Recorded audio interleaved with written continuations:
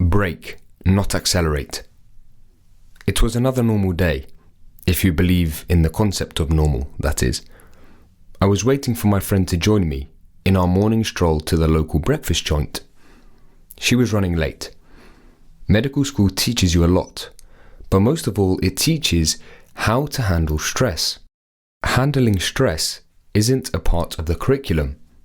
You don't have to take exams to show that you have learnt it. You don't get graded for it, but somehow it becomes an unspoken binding force, without which life in medical school would become a nightmare. I sat down on the park bench and lit my cigar. I looked around and saw people running around in a rush. As I waited, I thought about medical school for some reason. There were times when the stress would be immense and one would feel minuscule and unable to deal with it.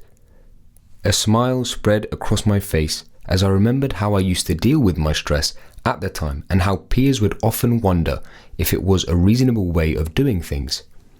It worked for me, and though it seemed counterintuitive, when you looked closely, my methods made perfect sense. You see, I always believe that sometimes doing less is what you need to do, rather than pushing yourself to do more.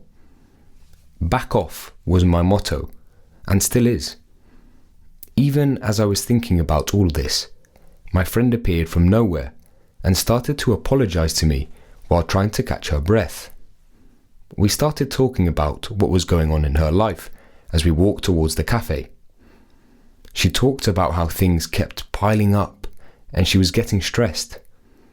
She felt dwarfed by the load that she found herself carrying. My friend looked upset. She said, "I need to work harder. If only there were 25 hours in a day."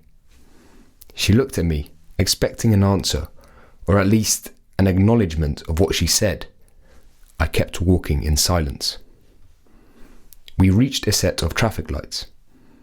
The vehicles came to a halt, and we watched in horror as one chap continued to drive through the amber and red light and almost drove into oncoming traffic. We stood there for a while and crossed the road when our turn came.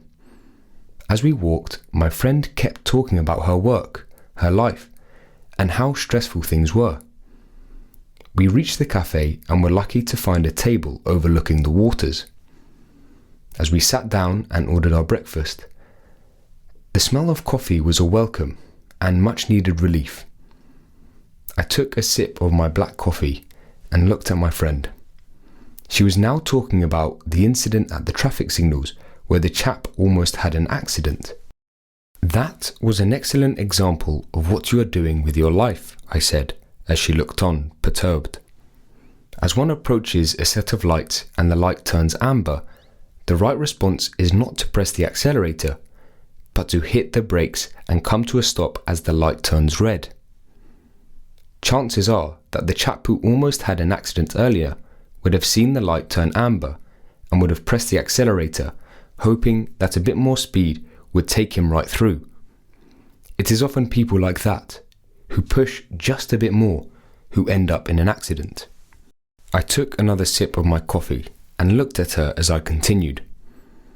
Life always gives us our amber signals, but we find that very often we think of it as a sign to do more rather than less, and end up running through the red light of life and having an accident.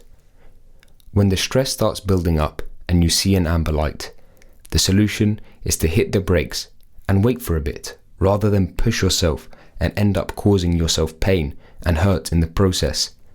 The solution is to back off.